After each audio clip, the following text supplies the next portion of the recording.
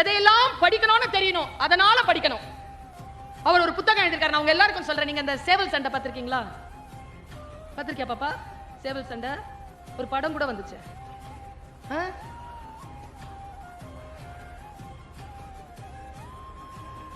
எல்லாம் கரெக்டா தெரிஞ்சு வச்சிருங்க. இஸ்ரோன்னு ஒரு அமைப்பு இருக்கு. இந்த டைரக்டர் பேர் என்னப்பா? சரி விடுங்க. லியோ படம் வந்துச்சு, அது டைரக்டர் பேரு. ஜெயிலர் படம் டைரக்டர்.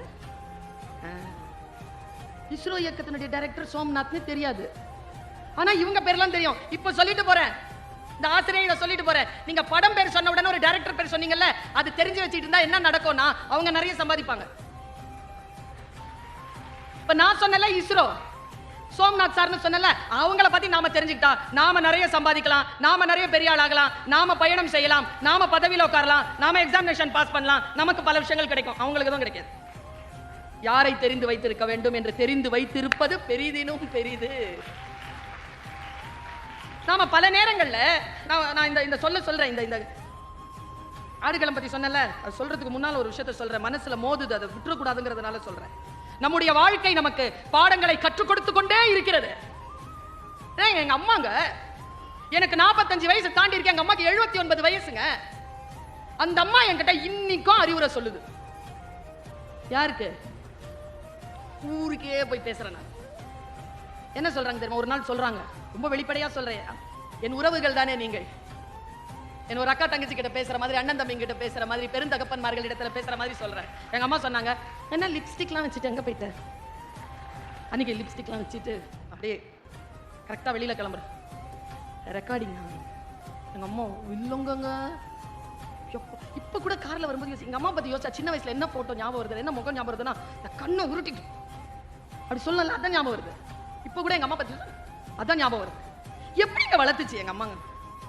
இன்னைக்கு வளர்க்க முடியும். அந்த அம்மா நல்ல கடுமையா எங்களை வளர்த்த அந்த அம்மாவுக்கு கண் கலங்குச்சுன்னா இங்க கரையுதுங்க, பதறுதுங்க. இங்க கண் கலங்குச்சுன்னா இங்க பதறுது, கண்ணெல்லாம் கலங்கிருது எனக்கு. நான் முந்தானத்து கண் கலங்கிட்டு உட்கார்ந்துருக்கேன், என் புள்ள வந்தான்.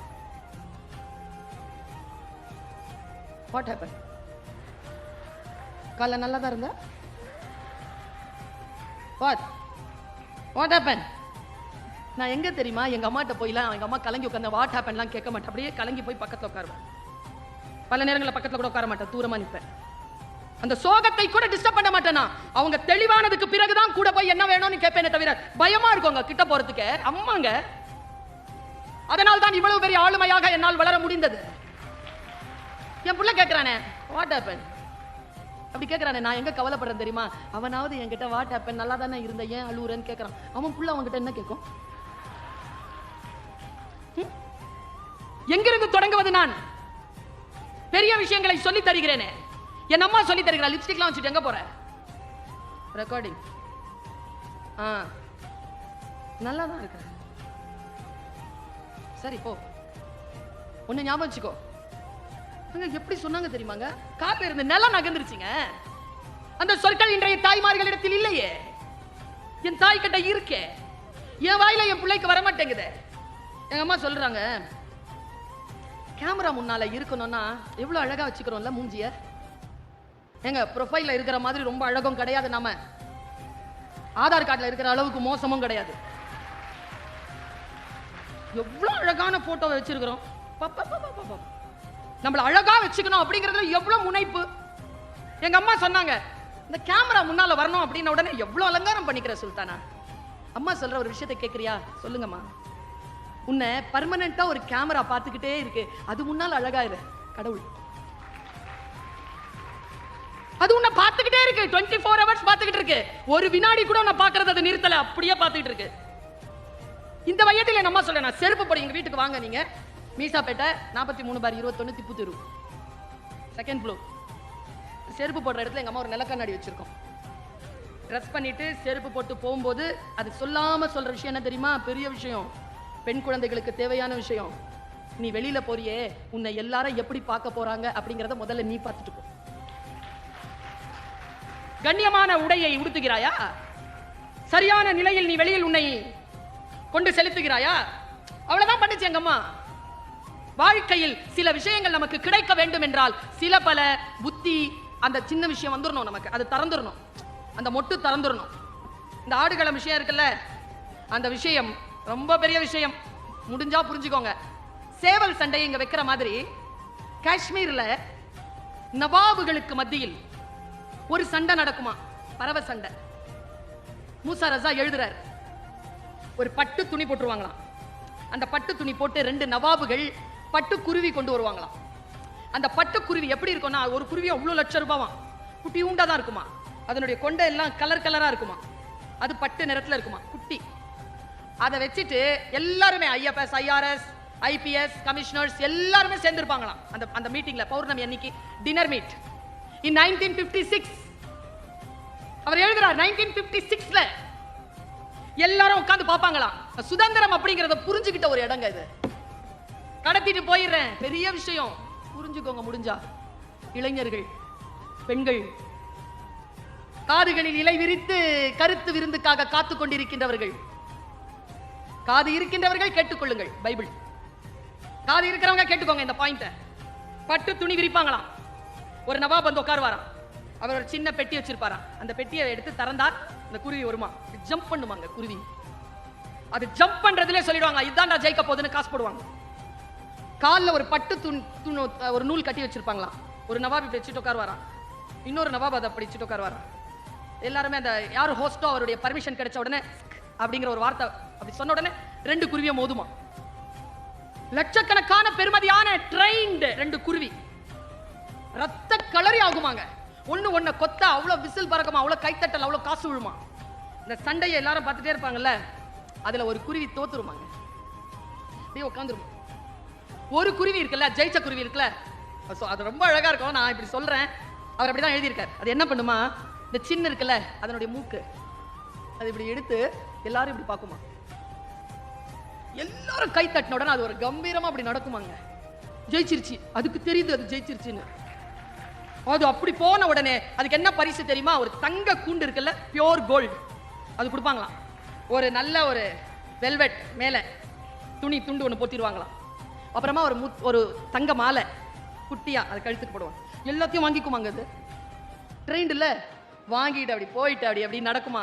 நடந்து அந்த குண்டுக்குள்ள ஏறி உட்காந்து அப்படி திருப்பி அப்படி உட்காருமாங்க. ட்ரெயின்டு உட்காரும் பொழுது அது கிவி பழம் கொடுப்பாங்களாம். கிவி பழி சாப்பிடுமா. தோத்த குருவி உட்காந்து இருக்குல்ல, அதை என்ன பண்ணுவாங்கன்னு எழுதினாரு, பதறிடுச்சு எனக்கு. அதை என்ன பண்ணுவாங்களாம், அந்த மாஸ்டர் இருக்கார்ல அவருக்கு தண்டனை அபராதம், அடுத்த வருஷத்துல 5 வருஷம் அவர் வந்து குருவி சண்டை விட முடியாது. இன்னொன்னு, அந்த குருவி அவர் வீட்டுக்கு எடுத்துட்டு போக முடியாது. அவர் என்ன பண்ணுவாருன்னா, அதை எடுத்து பார்ப்பாரு, அது அது அடிதானே பட்டிருக்கு, அது இப்படி சிலுத்துட்டு இருக்கோம்ல, கொண்டை அறுத்து அப்படி காட்டுவாங்களாம். அது ஜன்னல்ல பறந்து போயிடுமா. மூசா ரஸா அந்த கவிதையை அப்படி முடிக்கிறார், அந்த கதையை ஒரு கவிதை போல் முடிக்கிறார். நான் ஜெயித்த குருவிக்காக சந்தோஷப்படவில்லை, தோத்த குருவிக்காக சந்தோஷப்படுகிறேன். உன் அழகை, உன்னுடைய வாழ்க்கையில் உனக்கு கிடைக்கக்கூடிய வசதிகளை எல்லாவற்றையும் அடமானம் வைத்தும் எல்லாவற்றையும் இழந்தும் பெற்றுக்கொள்ள வேண்டியது சுதந்திரம் மட்டும்தான் என்பதனை இந்த கவிதை, இந்த கதை நமக்கு சொல்லித் தருகிறது. இந்த சுதந்திரம் நமக்கு இருக்குதா? எங்கெல்லாம் இந்த மார்ச் 8ஆம் தேதிக்கு ப்ரிப்பேர் பண்ணிட்டு வச்சிருந்த ஒரு பாயிண்ட் மேடம் கிட்ட கூட சொன்னேன். இந்த மார்ச் 8 நான் எங்க பேசினாலும் பெண்களே அந்த பேச்சை கொஞ்சம் கேட்டுக்கோங்க. 2 பாயிண்ட் வச்சிருக்கிறேன், சொல்லிடவா? வேணா, உங்களுக்கு தான் பிரச்சனை, பரவாயில்லையா? ஆக்சுவலா பல விஷயங்கள் நமக்கு புரிஞ்சிருச்சுன்னு வச்சுக்கோங்களேன், வேற எதுவுமே கிடையாதுங்க, புரியணும், அவ்வளவுதான். அந்த அலாதியான அந்த இன்பம் வருது பாருங்க, ஒரு விஷயம் புரிஞ்சுக்கிட்டா, ஒரு விஷயம் கத்துக்கிட்டா, ஒரு கவிதைங்க புரிஞ்சிருச்சுன்னு வச்சுக்கோங்களேன். பாடியது கொக்கு, ஓடியதெல்லாம் ஜோடி மீன்கள். புரிஞ்சுதா? புரிஞ்சவர் எக்ஸ்ட்ரா கை தூக்கி கை தட்டுறார். அவர் 10 செகண்ட் ஆகும். கதையும் கவிதையும், கதை சீக்கிரம் புரிஞ்சிடும், கவிதையும் ஜோக்கும் லேட்டா தான் புரியும், ஆனா புரிஞ்சிடணும். ஊதுகுழல் இசைக்கிறாள் அம்மா, நடனம் ஆடுகிறது நெருப்பு. புரிஞ்சிருச்சா? அந்த இடுகாட்டிற்கு உயிர் தந்தது ஒரு பிணம். பொத்தல்களோடு தான் தைப்பார்களோ அப்பனின் பனியன்களை. தரிணையும் ஓசையில் தெரிந்து விடுகிறது அம்மாவின் கோபம். என்னை போலவே நடித்து காட்டுகிறது என் நிழல். எந்த குருவி ஏமாற்றியதோ தாடியுடன் இருக்கிறது ஆலமரம். இது கூடுதலா கைத்தட்டல் வரும் எப்பவுமே. மீன் குஞ்சின் சின்ன துடுப்பு அசைத்துக் கொண்டிருப்பது பெருங்கடலை. சில விஷயங்கள் புரிஞ்சிருச்சுன்னு வச்சுக்கோங்களேன், உள்ள ஒரு சிறகு முளைக்கும் பாருங்க, அது ரொம்ப பெருசு, அது அவ்வளவு சீக்கிரமா மற்றவர்களுக்கு விரியாது. வாழ்க்கை நமக்கு சில விஷயங்களை கற்றுத் தருகின்ற பொழுது அதை எப்படி கற்றுக்கொள்ள வேண்டும்